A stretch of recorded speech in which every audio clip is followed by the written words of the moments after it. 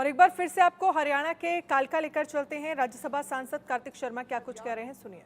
कि सारे हमारे जो बच्चों को सरकारी नौकरियों के लिए एक इंटरव्यू सिस्टम था कांग्रेस पार्टी के कार्यकाल के अंदर, और वो इंटरव्यू सिस्टम था जिसमें इंटरव्यू के द्वारा नंबर मिलते थे, और वो इंटरव्यू सिर्फ 1 मिनट का होता था। 1 मिनट में वो सिर्फ आपका नाम और आपका क्षेत्र ये पूछते थे, और उसी के आधार पर ये तय होता था कि किसको नौकरी मिलेगी। अगर आप एक विशेष क्षेत्र से थे तो आपको नौकरी मिलती थी, अगर आप कालका हल्के से या किसी और हल्के से थे तो आपको नहीं मिलती थी।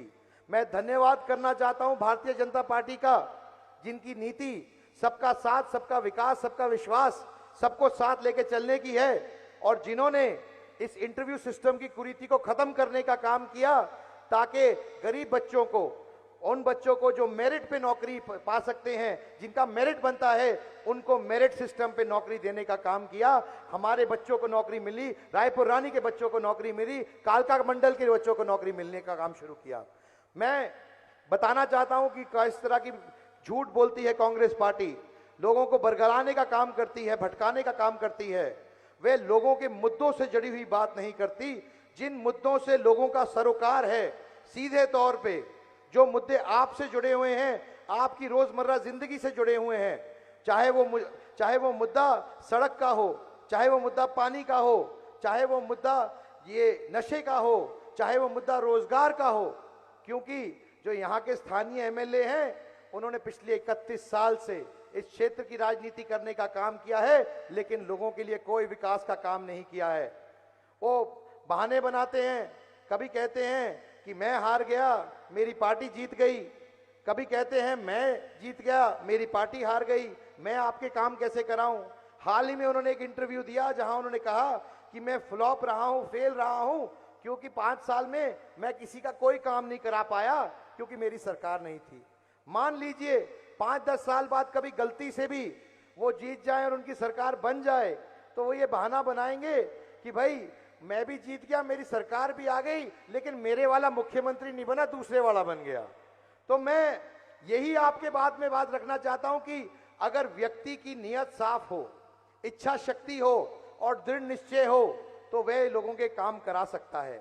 और मैं आपसे यही अपील करने आया हूं कि भारतीय जनता पार्टी ने जिस तरीके से देश के अंदर तीसरी बार एक सरकार बनाने का काम किया है, इतिहास रचने का काम किया है, उसी तरीके से हरियाणा में भी श्री नैब सिंह सैनी जी के नेतृत्व में हरियाणा में तीसरी बार भारतीय जनता पार्टी की सरकार बनने वाली है।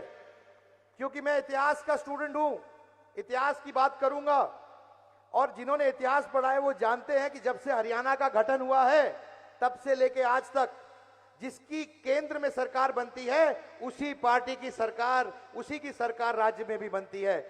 यही होने जा रहा है आने वाली 8 तारीख को।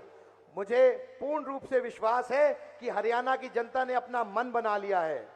मैं बात करना चाहता हूं रायपुर रानी मंडल की, जहां का आज घोषणा पत्र जारी किया गया है। मैं अपनी बात बहुत संक्षिप्त में रखूंगा क्योंकि यहां सब लोग माननीय जी को सुनने आए हैं। जो रायपुर रानी मंडल का आज घोषणा पत्र लिखा गया है, उसका आपके सामने लॉन्चिंग हुई है। मैं पिछले कुछ दिनों से रायपुर रानी में घूम रहा था, आपके बीच में गया, आपकी समस्याएं जानने की कोशिश की, श्रीमती शक्ति रानी शर्मा जी ने जानने की कोशिश की, तो मुझे बहुत चकित हुआ इस बात को देखकर कि मैं विशेष तौर 2 गांव की बात कर रहा हूं, सुल्तानपुर और रिहाना। मैं जब वहां गया तो मुझे देखने को मिला कि वहां की सड़कें तो पंचकूला जैसी हैं, लेकिन बाकी इलाके की सड़कें वैसी बिल्कुल भी नहीं है। तो मैं सोचने में मजबूर हुआ कि ऐसी क्या बात है, हमारे यहाँ के विधायक जी का विशेष प्यार है इन 2 गांवों के लिए, और जो बाकी रायपुर रानी के लिए उनका विशेष प्यार नहीं रहा। क्योंकि कांग्रेस पार्टी ने इसी तरह की राजनीति की है। जब 10 साल का उनका कार्यकाल था तो उनके मुख्यमंत्री एक बार भी कालका हल्के नहीं आए, एक बार भी उन्होंने लोगों की सुध लेने का काम नहीं किया। ना यहाँ के क्षेत्र के जो हक की नौकरियां थी वो दी, ना क्षेत्र के अंदर विकास के जो पैसे थे वो डालने का काम किया। तो मैं आपसे निवेदन करना चाहता हूं कि आने वाली 5 तारीख को एक मौका है आपके पास, और ये जो मौका जितना छोटा शब्द है उतनी देर के लिए आता है, 5 साल में एक बार कुछ घंटों के लिए आता है। तो कृपया अपनी वोट का सही इस्तेमाल करें, उसके लिए इस्तेमाल करें जो सही विचारधारा से है, उसके लिए इस्तेमाल करें जो आपका विकास करेगा, रोजगार लाने के अवसर बनाएगा, जो रायपुर रानी को नंबर 1 मंडल बनाने का प्रण लेके आगे चल रहा है, आपके बीच में आए हैं वो कैंडिडेट श्रीमती शक्ति रानी शर्मा जी। और ताकि जो भी विषय, जो भी कमी आज रायपुर रानी मंडल के अंदर है, कालका हल्के अंदर है, मैं आपको विश्वास दिलाता हूं कि आने वाली 5 तारीख को उसको पूरा करने का काम करेंगे और कालका की जनता काम करेगी। आपने मन बना लिया है कि आपका अगला विधायक कौन होगा, और एक बात तो तय है कि आप वोट देंगे 5 तारीख को अपने लोकप्रिय कैंडिडेट के लिए, उनको विधायक बनाने के लिए, लेकिन आपको साथ में एक सांसद मुफ्त मिलेगा जो आपके सामने खड़ा है। तो मैं बहुत ज्यादा ना कहते हुए बस इतनी बात कहूंगा कि एक विकसित कालका के लिए, एक विकसित रायपुर रानी के लिए आने वाली 5 तारीख को ज्यादा से ज्यादा संख्या में जाके वोट दें, ताकि कालका हल्के का और युवा पीढ़ी का जो भविष्य है वो उज्जवल हो सके और सुरक्षित हो सके। बहुत बहुत धन्यवाद।